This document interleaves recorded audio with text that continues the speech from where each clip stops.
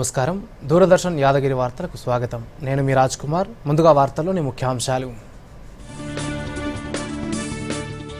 ఈ ఉదయం విదేశీ పర్యటనకు బయలుదేరిన ప్రధాని మోదీ 8 రోజుల పాటు 5 దేశాల్లో పర్యటన.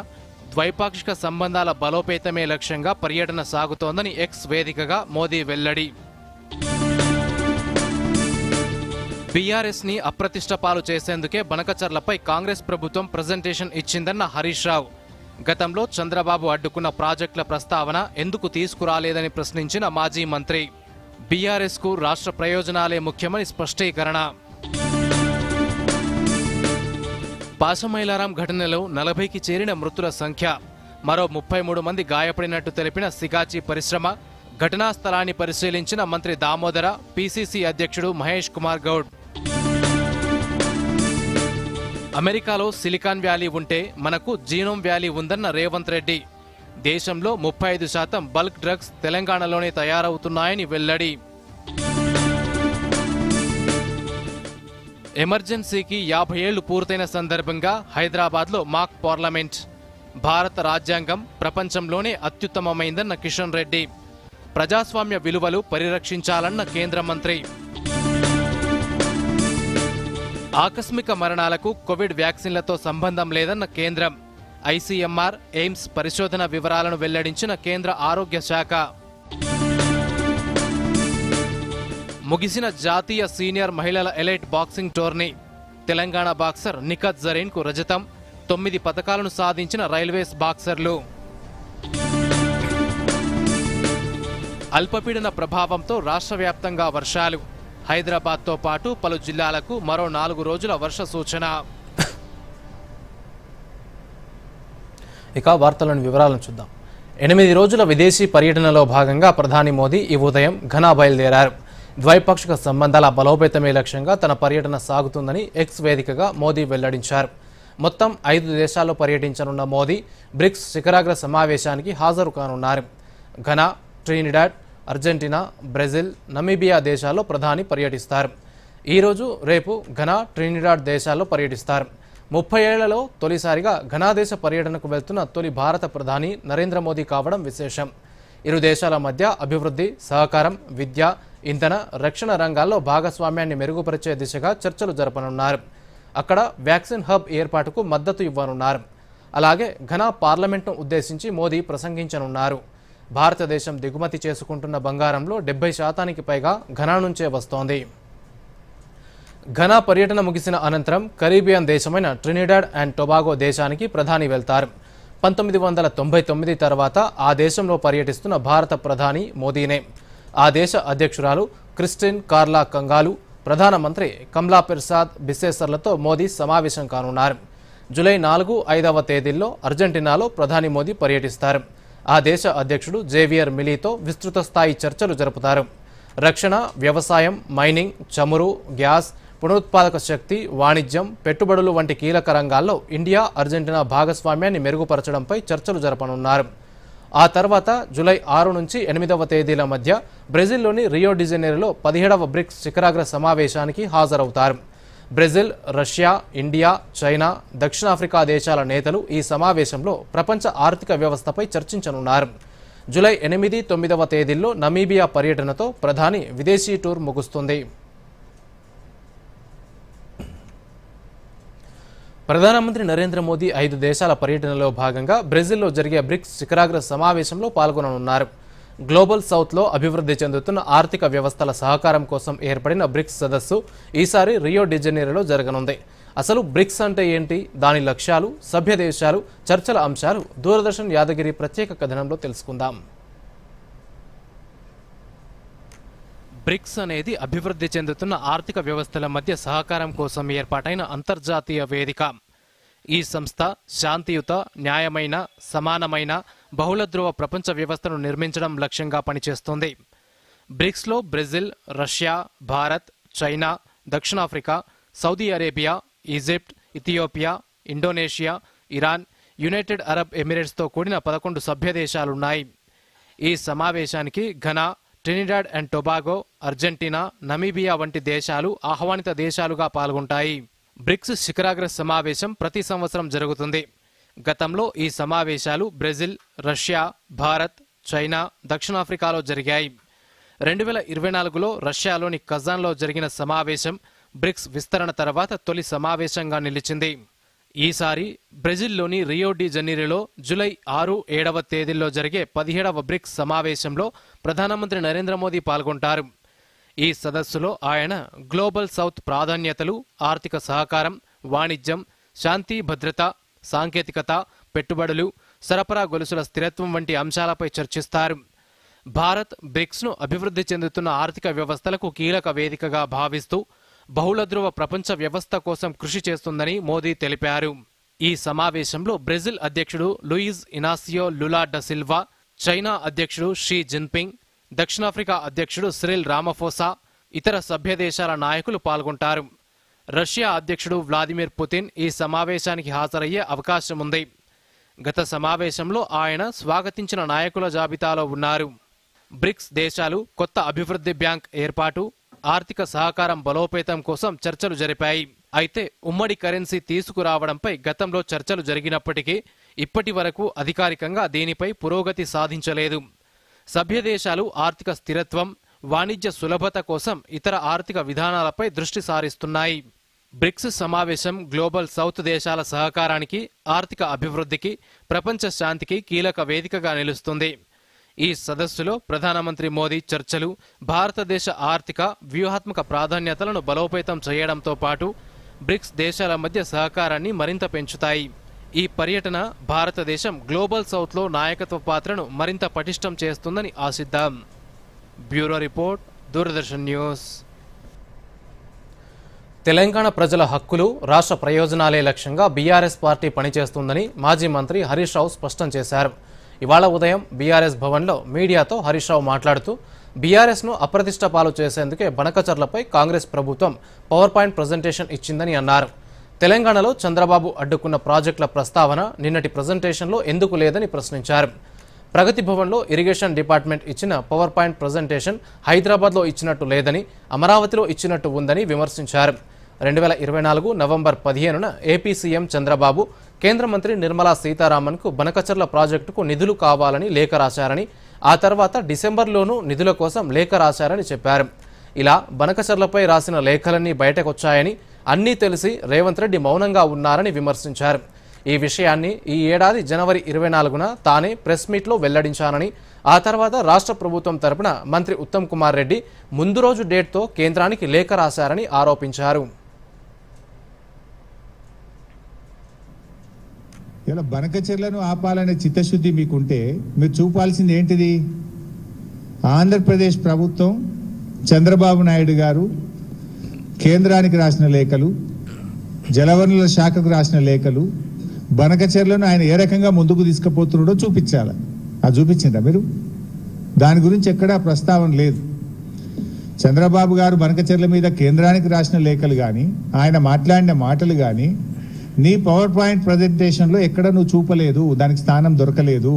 ఇప్పుడు కాళేశ్వరం ప్రాజెక్టును అడ్డుకున్నాడు చంద్రబాబు నాయుడు, పాలమూరు ఎత్తిపోతల పథకాన్ని, దిండి ఎత్తిపోతల పథకాన్ని, తుమ్మిళ్ళ లిఫ్టును, భక్తరామదాస్ లిఫ్టును, ఎన్నో తెలంగాణ ప్రాజెక్టులను నేను అడ్డుకున్నాడు. దానికి ఎందుకు నీ పీపీటీలో చూపించలేదు? ఆంధ్రప్రదేశ్ ప్రభుత్వము మన తెలంగాణ ప్రయోజనాల్ని ఎలా దెబ్బగొట్టిందో ఒక్క ముక్కనన్న చూపించినావా నేను? బనకచెర్ల గట్టే బాబేమో రేవంత్ రెడ్డికి బంగారమో లెక్క కనబడుతుండ్రు. బనకచెర్లను ఆపాలని పోరాటం చేస్తున్న బీఆర్ఎస్ పార్టీ ఏమో ఈయనకు సచినపాము లెక్క కనబడుతుంది. మరి సచినపామే అయితే ఎందుకు కళలు కూడా బీఆర్ఎస్ పార్టీని కలవరిస్తున్నావు? పాశమైలారంలోని సిగాచి పరిశ్రమలో పేలుడు కారణంగా 40 మంది మృతి చెందినట్టు కంపెనీ ప్రకటించింది. మరో 33 మంది గాయపడినట్టు తెలిపింది. మృతుల కుటుంబాలకు ₹1 చొప్పున పరిహారం ఇస్తామని ప్రకటించింది. గాయపడిన వారికి పూర్తి వైద్యం అందిస్తామని, అన్ని విధాలా మద్దతిస్తామని హామీ ఇచ్చింది. సిగాచి తరపున కంపెనీ సెక్రటరీ వివేక్ కుమార్ ఈ మేరకు ప్రకటన విడుదల చేశారు. మరోవైపు ఘటనా స్థలంలో 3వ రోజు సహాయక చర్యలు ముమ్మరంగా కొనసాగుతున్నాయి. ఎన్డీఆర్ఎఫ్, ఎస్డీఆర్ఎఫ్ సిబ్బంది సహాయక చర్యల్లో తీవ్రంగా శ్రమిస్తున్నారు. భారీ క్రేన్లు, జేసీబీల సాయంతో శిథిలాలను తొలగిస్తున్నారు. నిన్న రాత్రి నుంచి భారీ వర్షం కురుస్తుండటంతో శిథిలాల తొలగింపునకు ఆటంకం కలిగింది. ఈ సమాచారం అందుకున్న మంత్రి దామోదర రాజనరసింహ, పీసీసీ అధ్యక్షుడు మహేష్ కుమార్ గౌడ్ ఈరోజు ఉదయం సిగాచి పరిశ్రమ వద్దకు వెళ్లారు. వీలైనంత త్వరగా శిథిలాలను తొలగిస్తామని, బాధిత కుటుంబాలను ప్రభుత్వం తరపున అన్ని విధాలుగా ఆదుకుంటామని మంత్రి భరోసా ఇచ్చారు.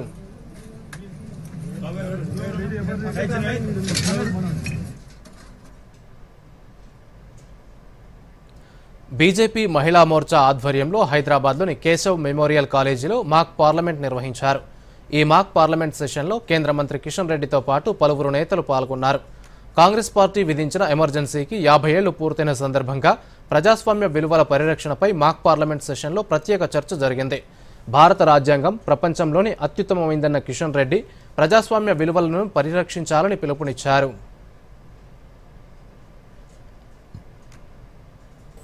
ఒకే ఒకటి 50 సంవత్సరాల క్రితం జరిగినటువంటి కలంకము ఎమర్జెన్సీ.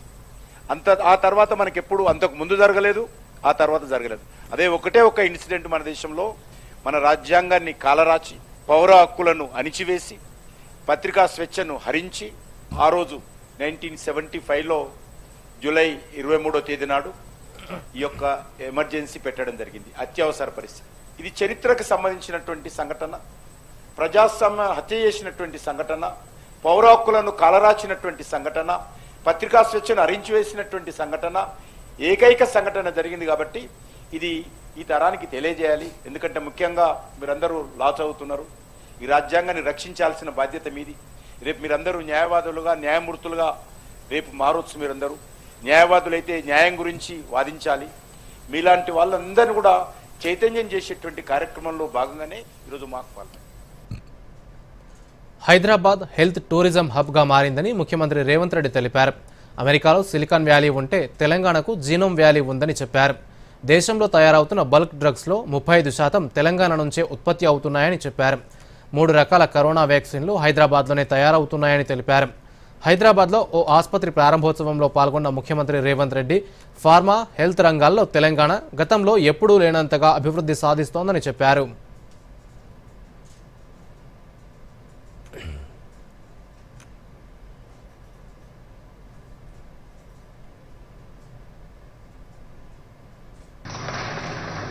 ఈరోజు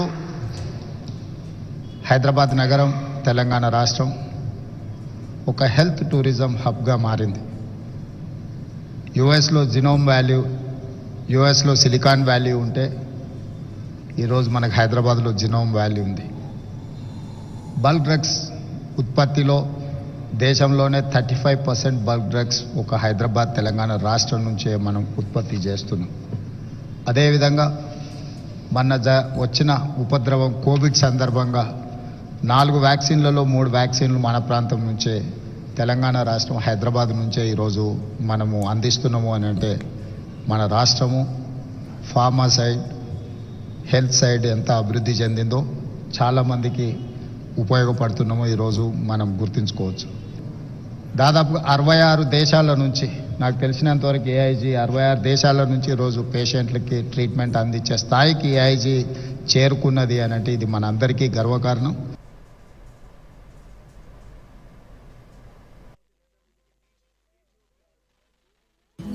పెద్ద కొడలా, ఇది నీ కోసం అమ్మా. దీనికి తొందర వచ్చింది. అరే చిన్న కొడలా, ఇదేమో నీ కోసం.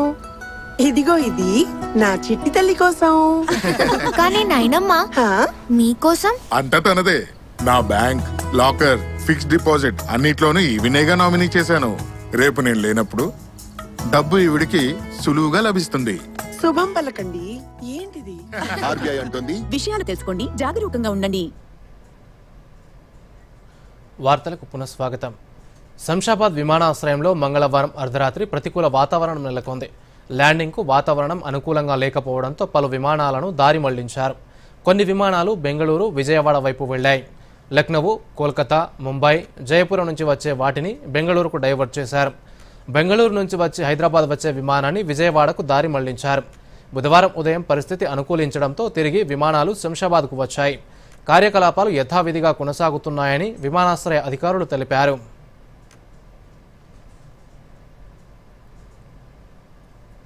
ఢిల్లీలోని తెలంగాణ భవన్లో సోమవారం ఘనంగా ప్రారంభమైన లాల్ దర్వాజా సింహవాహిని అమ్మవారి బోనాల ఉత్సవాలు నేటితో ముగుస్తాయి.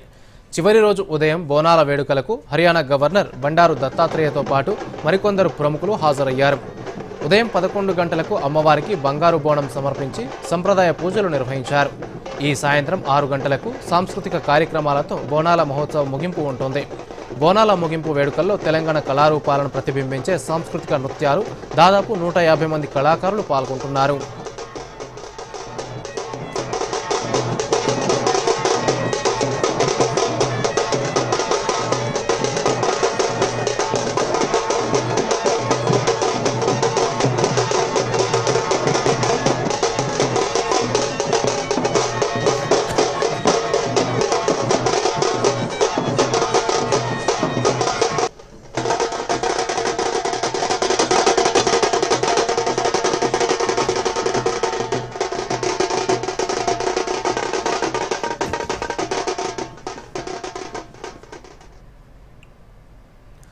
ఆసియాలోనే అతిపెద్ద గిరిజన జాతరగా పేరొందిన మేడారం మహాజాతర తేదీలను పూజారుల సంఘం ప్రకటించింది. ములుగు జిల్లా తాడ్వాయి మండలం మేడారంలో వచ్చే ఏడాది జనవరి 28 నుంచి 31 వరకు జాతర జరగనుంది. 28న సారాలమ్మ, గోవిందరాజు, పగిడిద్దరాజు, 29న సమ్మక్క తల్లి చిలకలగుట్ట నుంచి గద్దెలకు చేరుకుంటారు. 30న భక్తులు మొక్కులు చెల్లించుకుంటారని పూజారుల సంఘం తెలిపింది. 31న అమ్మవార్ల వనప్రవేశం ఉంటుందని ప్రకటనలో పేర్కొన్నారు.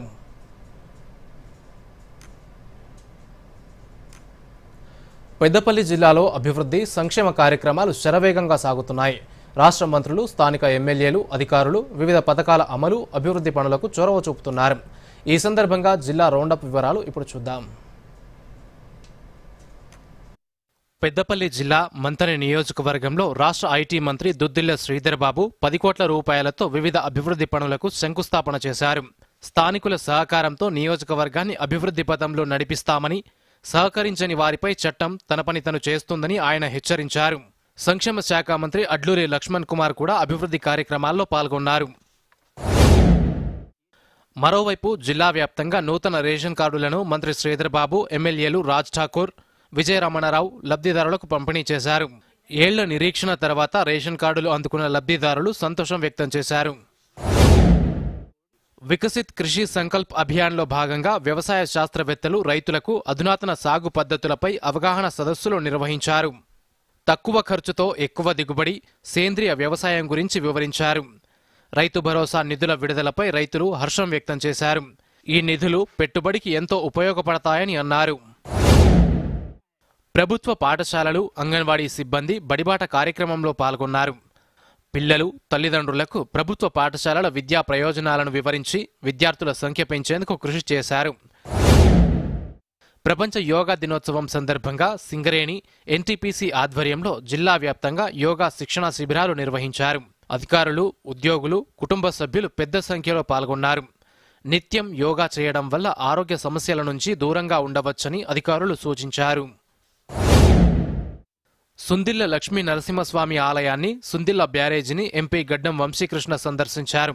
కాళేశ్వరం ప్రాజెక్టు లక్షల కోట్లతో నిర్మించిన నిరుపయోగంగా మారిందని, బాధ్యులపై కఠిన చర్యలు తీసుకోవాలని, ఈ విషయాన్ని పార్లమెంట్లో ప్రస్తావిస్తామని ఆయన తెలిపారు. పెద్దపల్లి జిల్లా అభివృద్ధి సంక్షేమ పథకాలతో ముందుకు సాగుతోంది. రైతులు, విద్యార్థులు, సామాన్య ప్రజల కోసం ప్రభుత్వం చేపడుతున్న కార్యక్రమాలు జిల్లాను సరికొత్త దశకు తీసుకెళ్తున్నాయి. ఈ కృషి జిల్లా ప్రజల జీవన ప్రమాణాలను మెరుగుపరుస్తుందని ఆశిద్దాం. Bureau report, Doordarshan news. ఆకస్మిక మరణాలకు కోవిడ్ వ్యాక్సిన్లతో ఎలాంటి సంబంధం లేదని ఐసీఎంఆర్ స్పష్టం చేసింది. కరోనా తర్వాత దేశంలో కార్డియాక్ అరెస్ట్ వంటి ఘటనలతో ఆకస్మిక మరణాలు పెరిగిన నేపథ్యంలో ఐసీఎంఆర్, ఎయిమ్స్ వంటి సంస్థలు దీనిపై పరిశోధనలు చేపట్టాయి. మునుపటి అనారోగ్య సమస్యల ప్రభావం వల్లే ఆయా వ్యక్తులు మరణించారు తప్ప వాటికి వ్యాక్సిన్తో సంబంధం లేదని పేర్కొన్నాయి. ఈ మేరకు అధ్యయనాల నివేదికలను కేంద్ర ఆరోగ్య మంత్రిత్వ శాఖ తాజాగా ప్రకటించింది. 18 నుంచి 45 ఏళ్ల వయసు వారిలో ఆకస్మిక మరణాలు సంభవించడంపై Indian Council of Medical Research, National Centre for Disease Control, AIIMS పరిశోధనలు చేశాయి. 2023 మే నుంచి ఆగస్టు మధ్య 19 రాష్ట్రాలు, కేంద్రపాలిత ప్రాంతాల్లోని పలు ఆసుపత్రుల్లో సర్వే చేశాయి. ఆరోగ్యంగా కనిపించినప్పటికీ 2021 అక్టోబర్ నుంచి 2023 మార్చి మధ్య ఉన్నట్టుండి మరణించిన వారి డేటాను పరిశీలించాయి. వీటిని అధ్యయనం చేసిన తర్వాత ఈ ఆకస్మిక మరణాలకు కోవిడ్ వ్యాక్సిన్లతో ఎలాంటి సంబంధం లేదని గుర్తించినట్టు ఆయా సంస్థలు వెల్లడించాయి. భారత్లో కోవిడ్ వ్యాక్సిన్లు సురక్షితం, సమర్థవంతమైనవని, వీటి వల్ల దుష్ప్రభావాలు చాలా అరుదైన సందర్భాల్లో మాత్రమే కనిపించాయని తెలిపాయి. ఈ ఆకస్మిక మరణాలకు కోవిడ్ టీకాలే కారణమంటూ జరుగుతున్న ప్రచారం పూర్తిగా అవాస్తవమని, తప్పుదోవ పట్టించేదనని పునరుద్ఘాటించాయి.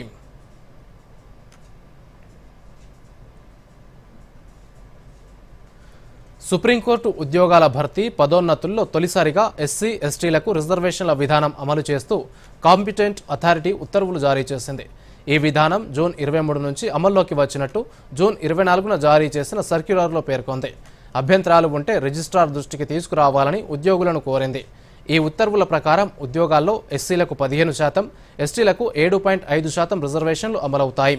Registrar, senior personal assistant, assistant librarian, junior court assistant, chamber అటెండెంట్ల పోస్టులకు రిజర్వేషన్లు వర్తిస్తాయి. ఈ రిజర్వేషన్లు న్యాయమూర్తులకు వర్తించవు. రిజర్వేషన్ల అమలుపై సుప్రీంకోర్టు ప్రధాన న్యాయమూర్తి జస్టిస్ బిఆర్ గవాయ్ మాట్లాడుతూ, అన్ని ప్రభుత్వ సంస్థలు, వివిధ హైకోర్టుల్లో రిజర్వేషన్ విధానం వర్తిస్తున్నప్పుడు సుప్రీంకోర్టుకు ఎందుకు మినహాయింపు ఉండాలన్న ఉద్దేశంతో ఈ నిర్ణయం అమల్లోకి తెచ్చినట్టు చెప్పారు. భక్తులు ఎంతో ఆసక్తిగా ఎదురుచూస్తున్న అమర్నాథ్ యాత్ర ప్రారంభమైంది. జమ్మూ కశ్మీర్ హిమాలయాల్లోని అమర్నాథ్ గుహల్లో మంచు రూపంలో కొలువైన కైలాసనాథుడిని దర్శించుకునేందుకు 5,880 మందితో కూడిన తొలి బ్యాచ్ ఈ ఉదయం బయలుదేరి వెళ్లింది. ఈ యాత్రను జమ్మూ కశ్మీర్ లెఫ్టినెంట్ గవర్నర్ మనోజ్ సిన్హా జెండా ఊపి ప్రారంభించారు. ఈ ఏడాది అమర్నాథ్ యాత్ర 38 రోజుల పాటు సాగనుంది. ఆగస్టు 9న శ్రావణ పూర్ణిమ రోజున ముగియనుంది. పహల్గాం ఉగ్రదాడి నేపథ్యంలో ఈ యాత్రకు కేంద్ర రాష్ట్ర ప్రభుత్వాలు కట్టుదిట్టమైన భద్రతా ఏర్పాట్లు చేశాయి. ఇందులో భాగంగా అమర్నాథ్ యాత్ర మార్గాన్ని నో ఫ్లై జోన్గా ప్రకటించారు. 42,000 మంది జవాన్లతో కట్టుదిట్టమైన ఏర్పాట్లు చేశారు. RFID ట్యాగ్ల ద్వారా యాత్రికుల కదలికలను పర్యవేక్షిస్తున్నారు. भोले बाबा की जो उनका दर्शन के लिए आज जो है पहला जत्था जो है रवाना, और आप देख रहे होंगे कि किस तरीके से रामबन एडमिनिस्ट्रेशन ने, जिला इंतजामिया ने जो है इनके लिए भव्य जो है इंतजाम किया हुआ था। लंगर वालों ने बड़ा बेहतरीन इंतजाम किया हुआ था, और यही हम उम्मीद करते हैं कि भोले बाबा सब पर जो है अपनी कृपा बना के रखें, और खासकर जम्मू कश्मीर पर जो है कल से श्री अमरनाथ जी यात्रा शुरू हो रही है, और आज पहला जत्था जम्मू से फ्लैग ऑफ किया गया है ऑनरेबल LG सर के द्वारा। और यहाँ पे पास प्रैक्टिस के हिसाब से जैसे ही यात्रा उधमपुर आती है, हम यहाँ पे काली माता मंदिर में यात्रा का वेलकम करते हैं। ऑनरेबल MLA साहब, यहाँ पे DDC, काउंसलर, चेयरपर्सन और जितने भी प्रोमिनेंट सिटीजन्स हैं शहर के, वो सभी आते हैं। यात्रा का बहुत ही हर्षोल्लास से वेलकम किया जाता है, और यहाँ पे उनके लिए थोड़ा सा कल्चरल प्रोग्राम भी किया जाता है। और लोगों में बहुत ही उत्साह है, और जितने भी यात्री हैं उनमें भी बहुत खुशी है, और बहुत ही सिक्योरिटी डिप्लॉयमेंट, हर चीज के बंदोबस्त बहुत दुरुस्त किए गए हैं ताकि यात्रियों को कंफर्टेबल यात्रा का एक्सपीरियंस मिले।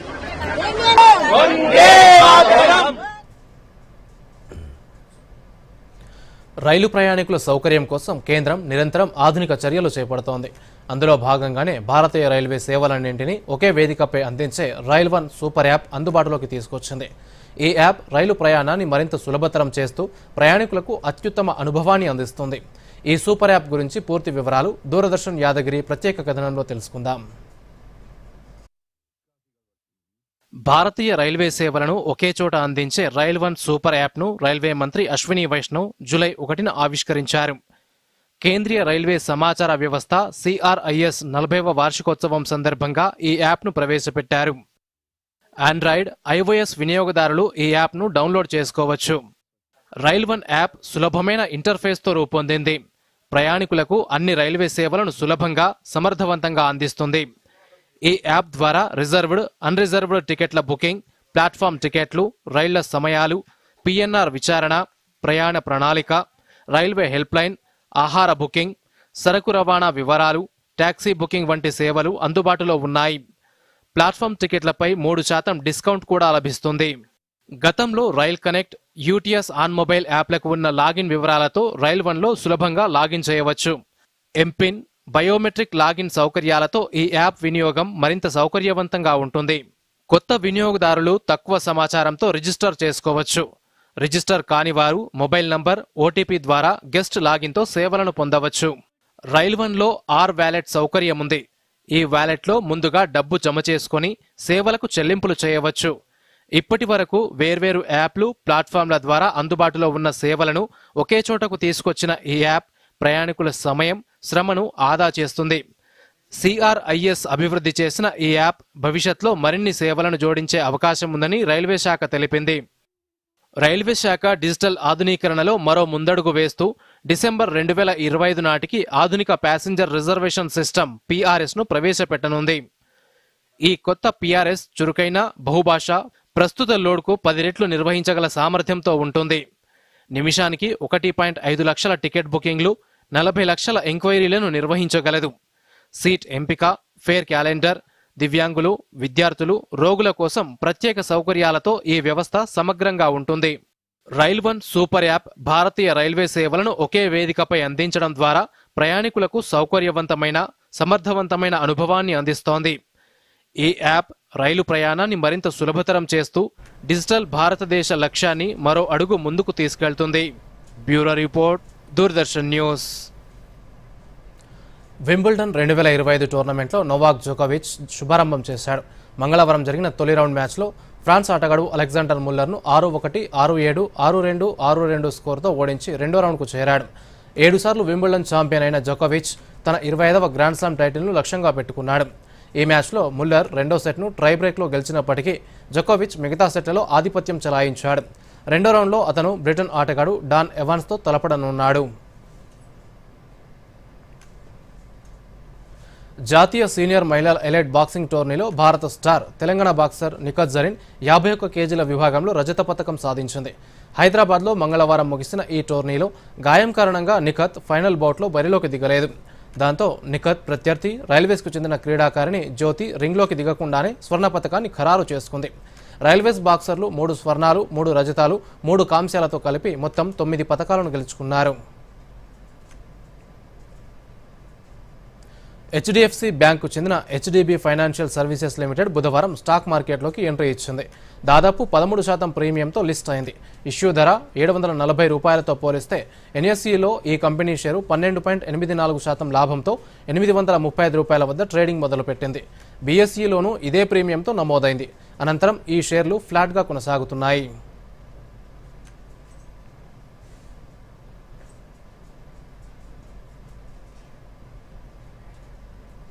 రాష్ట్రంలోని పలు జిల్లాల్లో 4 రోజుల పాటు ఉరుములు, మెరుపులు, ఈదురుగాలులతో కూడిన వర్షాలు పడే అవకాశాలున్నాయి. ఆదిలాబాద్, కుమరంభీం ఆసిఫాబాద్, మంచిర్యాల, జయశంకర్ భూపాలపల్లి, ములుగు, భద్రాద్రి కొత్తగూడెం జిల్లాల్లో బుధవారం వర్షాలు కురవనున్నాయి.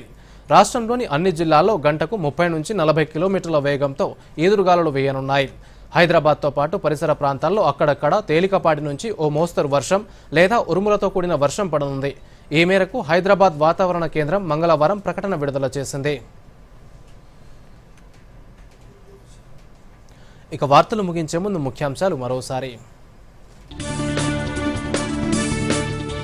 ఈ ఉదయం విదేశీ పర్యటనకు బయలుదేరిన ప్రధాని మోదీ 8 రోజుల పాటు 5 దేశాల్లో పర్యటన.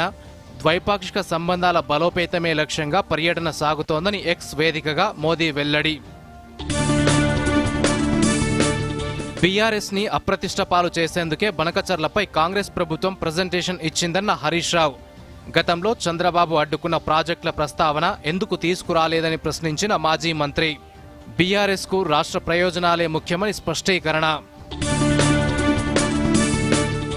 పాశమైలారాం ఘటనలో 40కి చేరిన మృతుల సంఖ్య. మరో 33 మంది గాయపడినట్టు తెలిపిన సికాచి పరిశ్రమ. ఘటనా స్థలాన్ని పరిశీలించిన మంత్రి దామోదర, PCC అధ్యక్షుడు మహేష్ కుమార్ గౌడ్. అమెరికాలో సిలికాన్ వ్యాలీ ఉంటే మనకు జీనోమ్ వ్యాలీ ఉందన్న రేవంత్ రెడ్డి. దేశంలో 35% బల్క్ డ్రగ్స్ తెలంగాణలోనే తయారవుతున్నాయని వెల్లడి.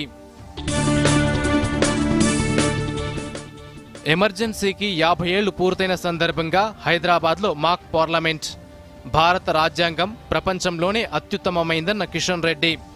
ప్రజాస్వామ్య విలువలు పరిరక్షించాలన్న కేంద్ర మంత్రి. ఆకస్మిక మరణాలకు కోవిడ్ వ్యాక్సిన్లతో సంబంధం లేదన్న కేంద్రం. ICMR, ఎయిమ్స్ పరిశోధన వివరాలను వెల్లడించిన కేంద్ర ఆరోగ్య శాఖ. ముగిసిన జాతీయ సీనియర్ మహిళల elite boxing tourney. Telangana boxer Nikhat జరీన్కు రజతం. 9 పతకాలను సాధించిన రైల్వేస్ బాక్సర్లు. అల్పపీడన ప్రభావంతో రాష్ట్ర వ్యాప్తంగా వర్షాలు. హైదరాబాద్తో పాటు పలు జిల్లాలకు మరో 4 రోజుల వర్ష సూచన. దూరదర్శన్ యాదగిరి వార్తలను ఇప్పుడు సోషల్ మీడియాలో కూడా చూడొచ్చు. యూట్యూబ్ అయితే DD న్యూస్ తెలంగాణ, ఎక్స్ వేదికగా అయితే DD news Telangana @DD Yadagiri news, Facebook అయితే డిడి న్యూస్ తెలంగాణలో చూసి సబ్స్క్రైబ్ చేసి లైక్ చేయండి, షేర్ చేయండి.